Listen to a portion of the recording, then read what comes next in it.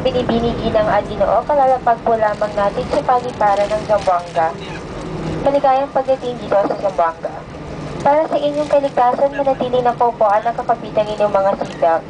Maaari po lamang ninyong kunin ang mga carry-on baggage kapag ang sasakyan ay ganap nang nakahinto at nakarating na tayo sa himpilan. Mangyari po lamang